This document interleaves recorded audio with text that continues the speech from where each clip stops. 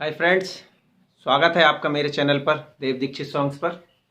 मेरा नाम देवेंद्र दीक्षित है और मैं मध्य प्रदेश लोक सेवा आयोग 2016 से वर्तमान में जनपद पंचायत सीईओ के पद पर कार्यरत हूँ मध्य प्रदेश शासन में।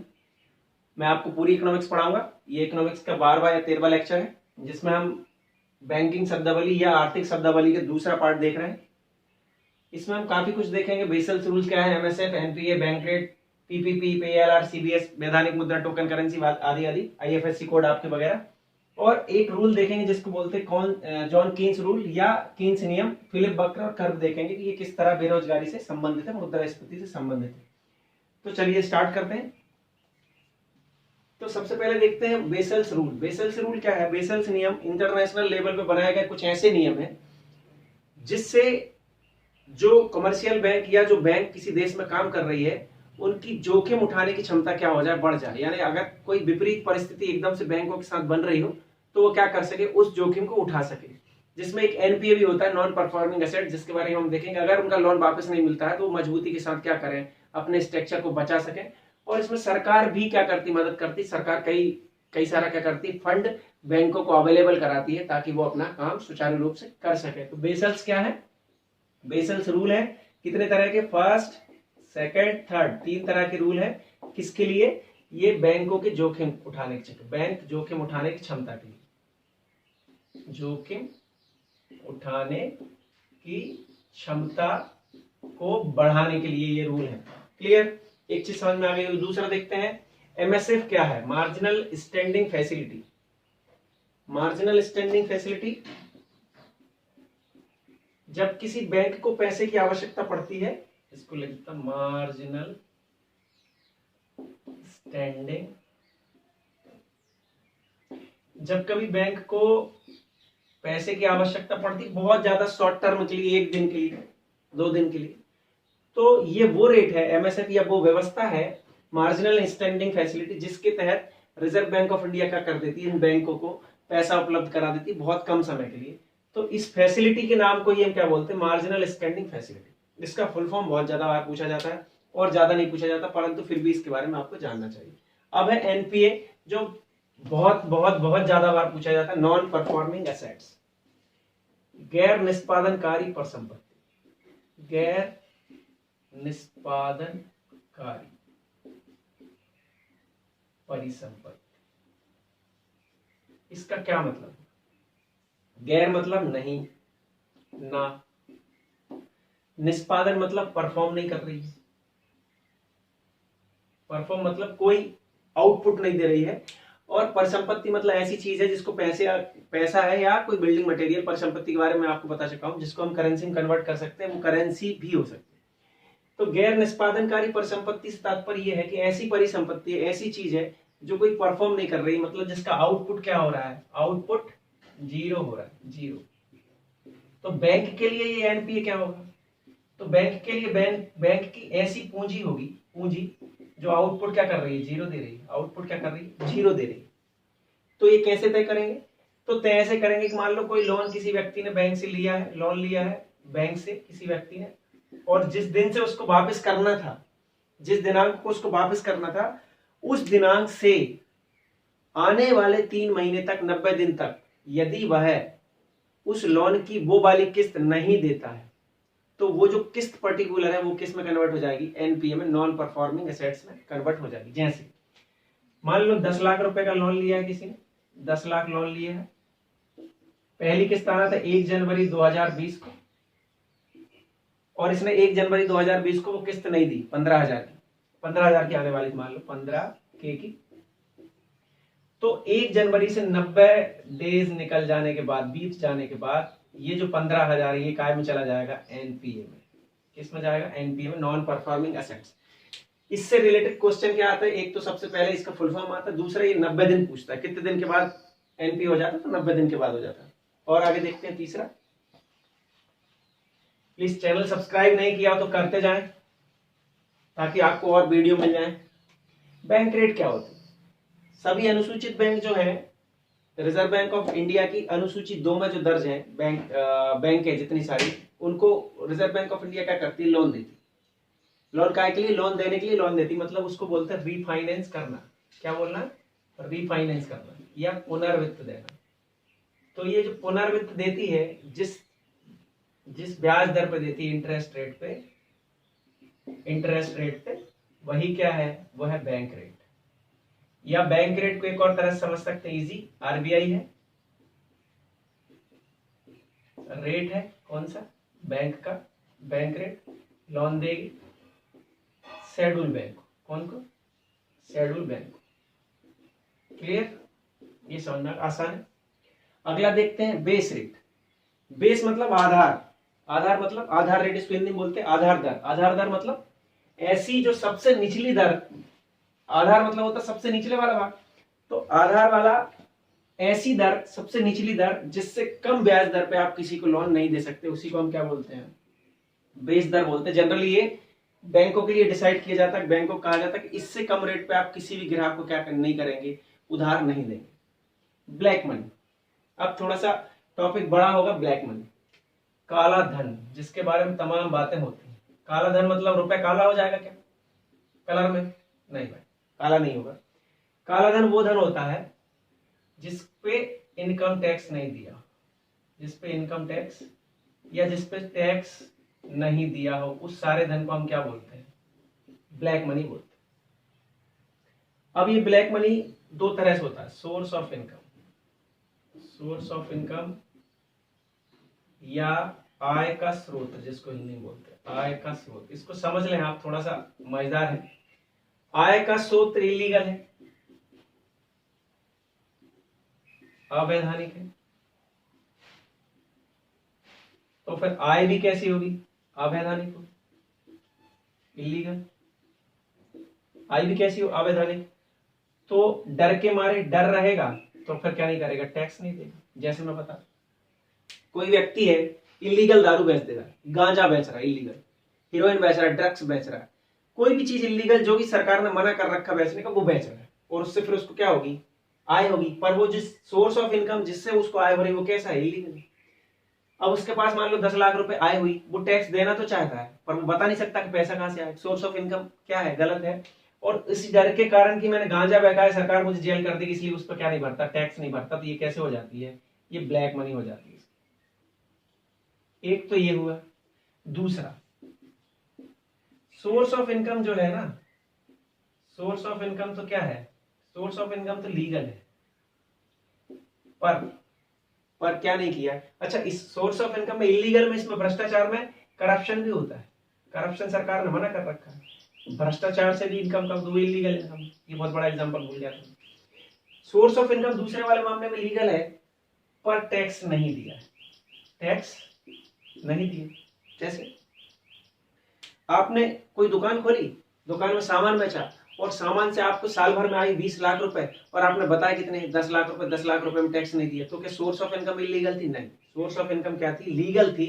बस 10 लाख रुपए आपने जबरदस्ती बचा दी, उस पर टैक्स नहीं दी, तो वो भी किस में चली जाएगी, वो भी चली जाएगी ब्लैक मनी में। तो ज्यादा खतरनाक कौन सी है, ज्यादा खतरनाक वो है जिसमें सोर्स ऑफ इनकम भी इलीगल है, और अगर ये पकड़ाती है तो सरकार इसमें सजा कर देती है। और ये दूसरे वाले मामले में जिसमें सोर्स ऑफ इनकम लीगल है, उसमें सरकार क्या करती है, पेनाल्टी लगाती है और सामान्यतः लोगों को छोड़ देती है। तो ये है ब्लैक मनी। ब्लैक मनी दो तरह से इकट्ठी होती है, एक सोर्स ऑफ इनकम इलीगल और एक सोर्स ऑफ इनकम लीगल हो। पर अगर क्वेश्चन आए ब्लैक मनी क्या है, तो ऐसी आय जिस पर टैक्स नहीं दिया गया हो सरकार को, वही क्या है, ब्लैक मनी। अब इस ब्लैक मनी को रोकने के लिए क्या करते हैं, ब्लैक मनी को रोकने के लिए सरकार ने मनी लॉन्ड्रिंग एक्ट बनाया है। तो अब सबसे पहले ये देखना पड़ेगा मनी लॉन्ड्रिंग क्या होती है। यहां तक देख लिया, हवाला में थोड़ी देर से बता रहा हूं मनी लॉन्ड्रिंग मतलब क्या। मनी लॉन्ड्रिंग मतलब क्या, किसी व्यक्ति के पास इलीगल आय बढ़ रही है, किसी व्यक्ति ने साल भर में 20 लाख रुपए कमाया, सोर्स ऑफ इनकम लीगल है, इलीगल आय मैटर, 10 लाख को उसने टैक्स बताया, 10 लाख को उसने टैक्स नहीं दिया, मतलब ब्लैक मनी उसने 10 लाख रुपए इकट्ठी कर ली। अब उसको उस 10 लाख रुपए को लीगल करना है, तो वो उसको कहीं ऐसी जगह इन्वेस्ट करेगा या ऐसे व्यक्ति को देगा जिससे कि वो घूम फिर के वो पूरा पैसा लीगल होकर उसको वापस मिल जाए। तो इस पूरी प्रोसेस को, जिसमें इलीगल मनी या ब्लैक मनी को लीगल मनी या व्हाइट मनी बनाने की प्रोसेस की जाती है, उस पूरी प्रोसेस को बोलते हैं मनी लॉन्ड्रिंग। उस पूरी प्रोसेस को क्या बोलते हैं, मनी लॉन्ड्रिंग। और ये मनी लॉन्ड्रिंग करना क्या है, इलीगल है। ब्लैक मनी को वाइट करना क्या है, इलीगल है। तो सरकार ने इसके लिए बनाया है मनी लॉन्ड्रिंग एक्ट। ये बहुत ज्यादा पूछ लेता है। मनी लॉन्ड्रिंग एक्ट कब का है, 2002 का। क्लियर, इसको जरूर नोट डाउन कर ले, ये बहुत पूछते हैं। मनी लॉन्ड्रिंग मतलब क्या, समझ में आ गया, इलीगल मनी को लीगल मनी बनाना। और इसके सरकार ने रोकने के लिए क्या किया, मनी लॉन्ड्रिंग एक्ट 2002 बनाया। अगर ऐसा कोई करते पाया जाता तो उसको क्या कर दी जाती, सजा कर दी जाती। ये तो होगा मनी लॉन्ड्रिंग। अब एक है हवाला, अगला देखो। अब है हवाला। हवाला मतलब क्या, मान लो दो लोग हैं, एक भाई इधर है, भाई कौन, भाई मतलब अपन भाई है मुंबई का, क्या वो वाला भाई, कहाँ है, मुंबई। और एक भाई है कहाँ, दुबई में, दाऊद मान लो आप, एक दुबई में। ये दोनों भाई लोग इधर अपना बिजनेस कर रहे हैं। और एक भारतीय दुबई जाना चाहता, कहाँ जाना चाहता, दुबई जाना चाहता, घूमने, काय के लिए, घूमने। स्टोरी अच्छे से समझना, काम पड़ गया। भारतीय को दुबई घूमने जाना है, या तो ये सरकारी आदमी है, या इसके पास सोर्स ऑफ इनकम क्या है, इलीगल है, इसके पास पैसा है पर उसने उस पर टैक्स नहीं दिया, और वो सरकार से दुबई का पैसा आरबीआई के थ्रू कन्वर्ट नहीं करवाना चाहता, नहीं चाहता, नहीं तो पकड़ा जाएगा। तो वो क्या करता है, यहां से इस भाई के पास जाता है, भाई को देता 20 लाख रुपए, और भाई से बोलता भाई मेरे को ये पैसा कहाँ चाहिए, दुबई में चाहिए। भाई मान जाता है, ठीक है ले ले भाई दुबई में। ये भाई फोन लगाएगा किसको, फोन लगा देगा इस वाले भाई को, भाई ये जो भारतीय है पप्पू नाम का, ये दुबई आ रहा है, इसको क्या करना, 18 लाख रुपए दे देना, 2 लाख रुपए क्या है, कमीशन काट ली। और यहाँ पप्पू को कितने मिल गए, 18 लाख मिल गए। और पप्पू ने जितना घूमना घामना था, जो खरीदना वो खरीद लिया। और पप्पू वापस दुबई से कहाँ लौट के आ गया, घूम के भारत लौट के आ गया। किसी को पता भी नहीं लगा पप्पू ने इलीगल मनी क्या की, खर्चा की, और पप्पू का काम भी हो गया। तो ये जो प्रोसेस थी, ये एक देश से दूसरे देश में इलीगली क्या करना, मनी का ट्रांसफर कर देना या पहुंचा देना या अवेलेबल करा देना, इसी को हम बोलते हैं हवाला। हवाला बोलते हैं इसको, क्या बोलते हैं, हवाला। अब आप पूरी हवाला प्रक्रिया में एक चीज समझने वाली है, वो ये है कि एक प्रक्रिया ये थी कि वो भारतीय कहां जाता, रिजर्व बैंक ऑफ इंडिया के पास। रिजर्व बैंक ऑफ इंडिया के पास अपने रुपए जमा करता, दुबई की मुद्रा जो भी वो मुद्रा लेता, और दुबई घूम के आता, और दुबई से वापस लौट के आता, कुछ मुद्रा बन जाती तो वापस रिजर्व बैंक ऑफ इंडिया को देता, और बची वाली मुद्रा के बदले पैसा लेके वापस इंडिया में जाता। ये सीधा सीधा प्रोसेस था जो भारत सरकार उसकी अर्थव्यवस्था के थ्रू करती। उसने इसका अपोजिट काम किया, ना तो आरबीआई के पास गया, सीधा भाई के पास गया, भाई ने उसको दुबई में पैसे दिलाया, दुबई में घूमा, वापस पैसा भाई को दिया और लौट के आ गए भारत। मतलब कहीं ना कहीं प्रोसेस दोनों एक जैसी हो गई, पर एक लीगल थी एक इलीगल थी। तो इसीलिए जो सरकार करती या जो अर्थव्यवस्था में होता वही का वही हुआ है हवाले में भी। इसलिए इस हवाला को क्या बोलते हैं, पैरेलल इकोनॉमी। इसको क्या बोलते हैं, पैरेलल इकोनॉमी या समांतर अर्थव्यवस्था। सॉरी, एक है पैरेलल इकोनॉमी, क्या बोलते हैं, या समांतर अर्थव्यवस्था। समांतर अर्थव्यवस्था पर क्वेश्चन आ जाता है बहुत बार। समांतर अर्थव्यवस्था किसको बोलते हैं, हवाला को, क्योंकि जो अर्थव्यवस्था करती वही पैटर्न ये हवाला वाले भी क्या करते हैं, भाई भाई खेलते रहते हैं। चलो भाई भाई को से एक बात याद आई, एक जोक सुनाता हूँ आपको, अच्छा जोक, मजेदार। उम्मीद है हवाला समझ में आ गया हो। एक आदमी दौड़ते दौड़ते दौड़ते दौड़ते थके थके जाता है, और जाके एक डेस्क पे जाके गिर जाता है और बोलता है, sir my wife is missing, मेरी बीवी घूम गई है। तो वहां जो आदमी बैठ रहा था ऐसे करके देखता है, तो सर एफआईआर करानी। तो बोलता है यार ये पोस्ट ऑफिस है, पुलिस स्टेशन नहीं है। तो आदमी ऐसा करता है, अरे यार खुशी के मारे समझ में ही नहीं आ रहा कहां जाऊं। कुछ लोग बहुत खुश हो रहे हैं मुझे, इनकी शादी हो गई है।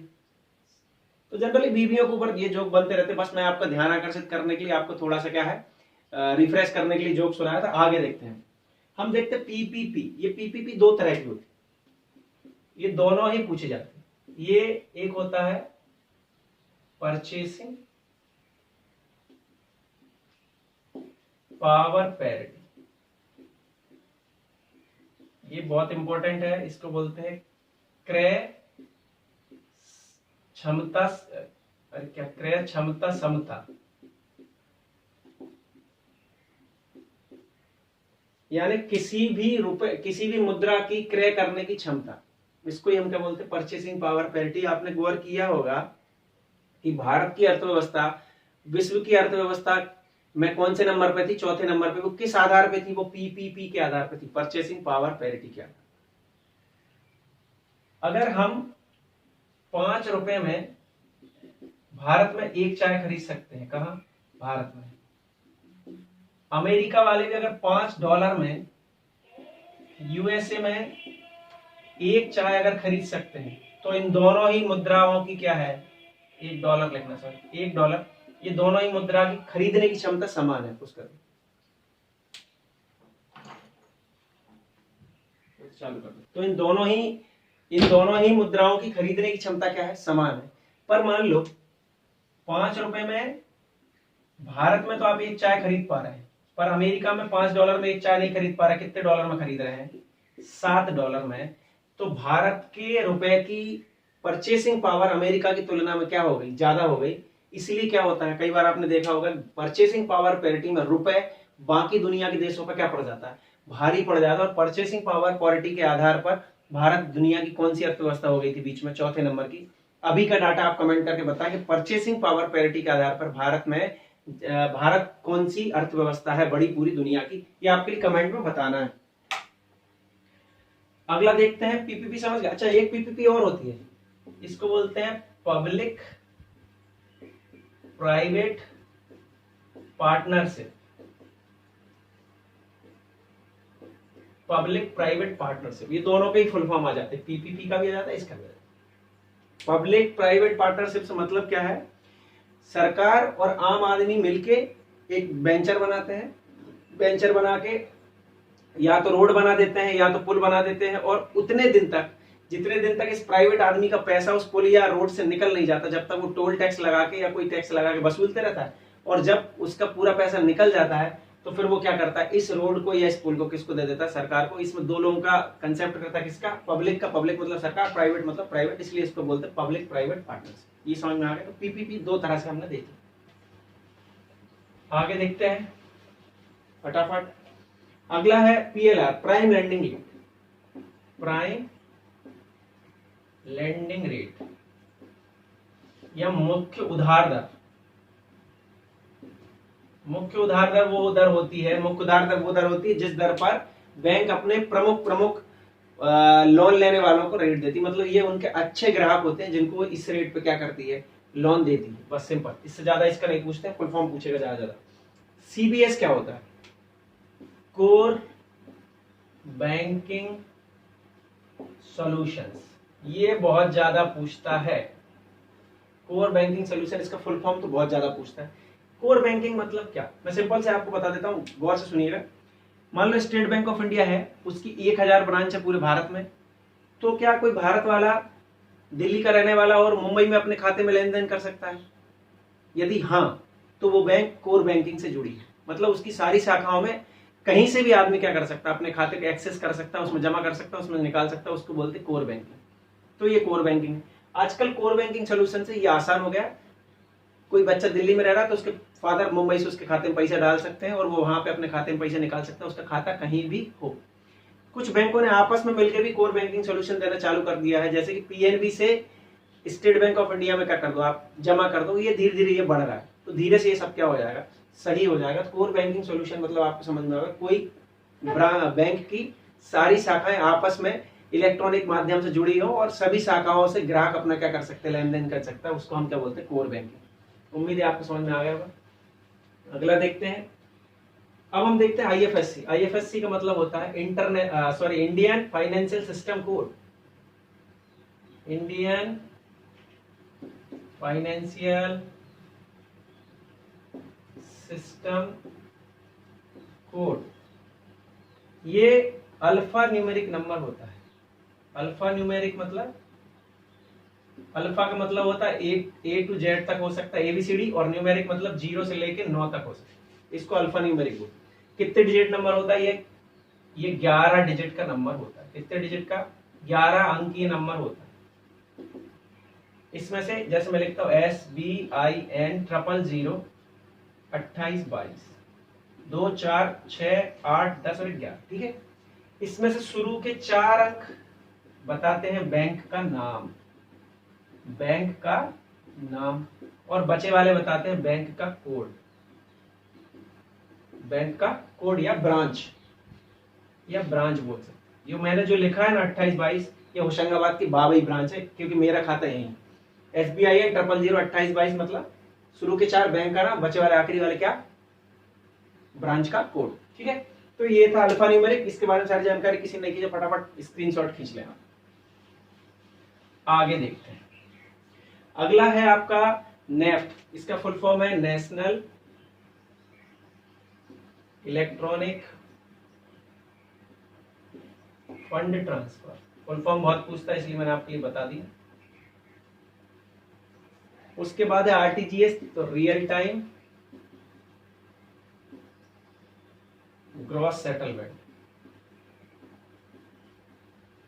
रियल टाइम ग्रॉस सेटलमेंट, ये रियल टाइम इसलिए तुरंत, और ग्रॉस सेटलमेंट मतलब पूरा, यानी तुरंत जितना पैसा डालो पूरा पूरा जिसके खाते में डाल रहा है उसके में एक बार में ही चला जाएगा, कोई लेट लतीफ नहीं हो, तुरंत ट्रांसफर। इसको बोलते हैं रियल टाइम। बस इसमें जो डाल रहा है प्लस जिसके खाते में डालना है, दोनों ही खाते में RTGS होना चाहिए, बस इतना है। इसके बाद अपन आगे देखते हैं टोकन करेंसी, सांकेतिक मुद्रा, जो मुद्रा के रूप में दिखती है पर असल उतनी उसकी कीमत नहीं होती। ऐसी कोई मुद्रा जिसपे जो अंकित मूल है, सांकेतिक मतलब संकेत दिखा रहा है, सांकेतिक या टोकन, इसका मतलब क्या हो, अंकित मूल बराबर नहीं है किसके, ओरिजिनल को क्या बोलते हैं, ओरिजिनल मूल, ओरिजिनल कीमत के क्या है, बराबर नहीं है। जैसे भारतीय नोट है जिस पे 2000 लिखा रहता है, पर इसकी ओरिजिनल कीमत क्या है, बराबर नहीं है, ओरिजिनल कीमत क्या नहीं है, बराबर नहीं है 2000 की, करीब 20 रुपए का बनता है, आप जानते हैं, तो ये इसके बराबर नहीं है। तो जिसका अंकित मूल ओरिजिनल मूल के बराबर नहीं होता वो क्या होती है, सांकेतिक मुद्रा होती है। वैधानिक मुद्रा या लीगल करेंसी वो सारी करेंसी होती हैं जिनके ऊपर सरकार का हाथ होता है पीछे, जिनके नीचे सरकार का होता है। जैसे हमारे 2000 का नोट है, तो इसको 2000 का नोट क्यों बोलते हैं, इसलिए क्योंकि भारत गवर्नमेंट ऑफ इंडिया ने इसको क्या किया है, अप्रूव कर रखा है और बाध्य किया है कि आप सभी इसको क्या करेंगे, ग्रहण करेंगे। ग्रहण करने की बाध्यता होती है एक तो, और आश्रय किसका होता है, आश्रय सरकार का इसके पीछे आश्रय होता है। आपने देखा है कि नोट के ऊपर लिखा रहता है कि मैं धारक को 2000 रुपए अदा करने का वचन देता हूं। इस गवर्नर की मतलब ये कि अगर कोई आदमी वो 2000 रुपए का नोट नहीं लेगा तो 2000 रुपए बराबर की चीजों को मैं आपको दूंगा। कौन बोल रहा है, गवर्नर बोल रहा है रिजर्व बैंक ऑफ इंडिया का। मतलब कहीं ना कहीं सरकार ने उसको आश्रय दिया और ग्रहण करने की बाध्यता दी है, वही क्या कहलाती है, लीगल करेंसी या वैधानिक मुद्रा। तो इलीगल में इसके अपोजिट हो जाएगा कि ना तो सरकार का उसको आश्रय होगा ना उसको ग्रहण करने की बाध्यता होगी, वो क्या होगा, इलीगल हो जाएगा। सिंपल है। आगे देखते हैं प्लास्टिक मनी।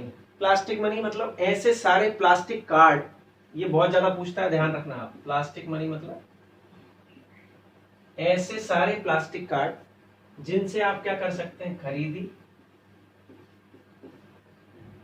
क्या बोलते, पैसा निकाल सकते हैं, पैसा आप ट्रांसफर कर सकते हैं, पैसा आप जमा कर सकते हैं। ऐसे सारे प्लास्टिक कार्ड जिनसे आप कोई खरीदी कर सकते हैं, पैसा निकाल सकते हैं, ट्रांसफर कर सकते हैं, जमा कर सकते हैं, उनको सामूहिक रूप से हम क्या बोलते हैं, सामूहिक रूप से हम प्लास्टिक मनी बोलते हैं। जैसे एटीएम हुआ, डेबिट कार्ड, क्रेडिट कार्ड और तमाम सारे कार्ड। ठीक है, ये क्या हुआ, ये सब क्या हो गया, प्लास्टिक मनी हो गया। ये तो इधर वाला मैटर हो गया। ये था आपकी कुछ बैंकिंग टर्मिनोलॉजी जो आपको समझनी चाहिए। अब उस तरफ चलते हैं।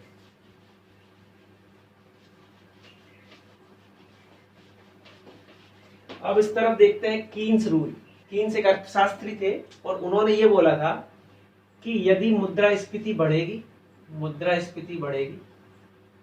तो उसी प्रोपोर्शनल में क्या होगा, रोजगार सृजन होगा, रोजगार भी बढ़ेगा, रोजगार सृजन होगा।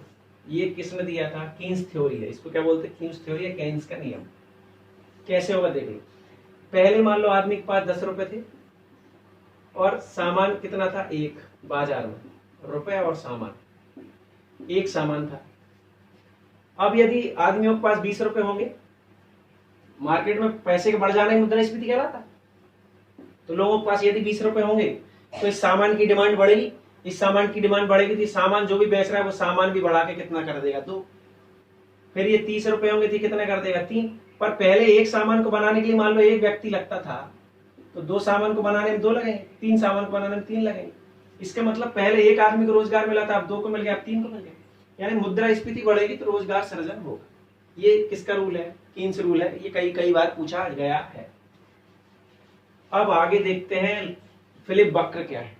फिलिप बकर ने इसने कीन्स रूल को, इस फिलिप नामक व्यक्ति ने इस कीन्स रूल को बकर के रूप में समझाया, ग्राफ के रूप में समझाया, और उस ग्राफ को हम क्या बोलते हैं, फिलिप बकर बोलते। देखते हैं पहले हम बात कर लेते हैं सामान और रुपया। मान लो जब सामान 10 था तो मुद्रास्फीति कैसी थी, कम थी, वो भी 10 थी। और जब सामान सॉरी इसको पलट लेते हैं कि इसका इस तरफ कर लेते हैं, आपको मैं सीधा समझ, ये लीजिए, ये मैंने लिख दी मुद्रास्फीति कीन्स रूल की, किस तरफ, इस तरफ, और ये हमने कर ली पैसा, मार्केट में पैसा। 1 3 4 5 6 7 8, 1 2 3 4 5 6 7 8, पैसा या रोजगार दोनों ही बात बराबर हो जाएगी। 10 20 30 40 50 60 70 80, 10 20 30 40 50 60 70 80, ठीक है। यानी जब मुद्रास्फीति कम होगी तो रोजगार भी क्या होगा, कम होगा। ये 10 पे होगा, 10 पे होगा। ये मुद्रास्फीति बढ़ेगी तो रोजगार और बढ़ेगा, ये बढ़ेगा तो ये भी बढ़ेगा, ये बढ़ेगा तो ये भी बढ़ जाएगा, ये भी बढ़ेगा। कीन्स ने यही बोला, ये बढ़ेगा तो ये भी बढ़ जाएगा, ये बढ़ेगा तो ये भी बढ़ जाएगा, ये बढ़ेगा तो ये भी बढ़ जाएगा। मतलब ग्राफ कैसा बनेगा, ये ग्राफ कैसा बनेगा, ऐसा। और इसी को क्या बोला है, फिलिप कर्व। ये जो इन्होंने बना दिया, इसी को क्या बोला, फिलिप कर्व या फिलिप वक्र, कि यदि मुद्रास्फीति बढ़ेगी तो रोजगार बढ़ेगा और मुद्रास्फीति घटेगी तो रोजगार घटेगा। इसी को क्या बोलते हैं, फिलिप कर्व। तो ये 2 नियम और हमने आपको देख लिए। अब आज का होमवर्क आप नोट करें, जिसने वीडियो देखा है उसको थोड़ा सा होमवर्क में दे रहा हूं, लिखें। ये इतनी सारी बैंकों के नाम मैंने यहाँ लिखा हूं। ये बैंक कब बनी है और इनका हेडक्वार्टर कहाँ है, ये आपको पता करना। ICICI, HDFC, bank of Baroda, IDBI, SIDBI, PNB और बंधन बैंक जो अभी नई बनी, इन सब का कब स्थापना हुई और कहाँ इनका हेडक्वार्टर, ये आपको कमेंट में डालना है। Thank you so much. Video अच्छा लगा हो तो प्लीज सब्सक्राइब कर लें और शेयर जरूर कर दें।